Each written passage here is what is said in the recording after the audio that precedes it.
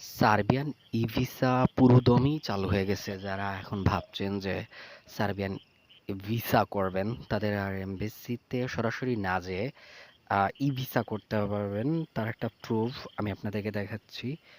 আমি যখন মেইলটা করি তখন জানতে চেয়েছিলাম যে ই-ভিসাটা কি চালু হয়েছে কিনা। তখন তারা এইটা বলেছে। এটাতে বলেছে যে চেক করার জন্য আমার অঞ্চলটা এবং দেখার জন্য যে চালু হয়েছে কিনা। কিন্তু এই যে লিঙ্কটা রয়েছে, এই লিঙ্কে ক্লিক করলে পুরোপুরি দেখা যায় যে আমাদের দেশের জন্য উন্মুক্ত এবং আ আবেদন করতে আর কোনো সমস্যা নাই।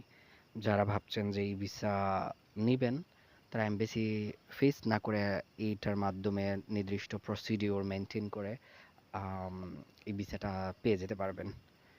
কোনো সমস্যা হবে না আশা করছি। আ যদি আপনারা ইলিগাল কোনো ডকুমেন্টস দেন, তাহলে অবশ্যই রিফিউজ করবে। আর যদি আপনারা লিগ্যাল এবং বৈধ ডকুমেন্টসগুলা দেন, যে রিকোয়ারমেন্ট অনুযায়ী পেপারস দেন, তাহলে অবশ্যই ভিসা অ্যাপ্রুভ হবে। আর যদি ভিসা অফিসার মনে করেন যে না, আপনার ভিসা দেওয়ার মতো ওরকম কোনো যোগ্যতা নেই, তাহলে রিজেক্ট করবে। এতে মন খারাপ করে বসে থাকা বা মন খারাপ করা, আমি মনে করি এরকম কিছুই হওয়ার দরকার নেই।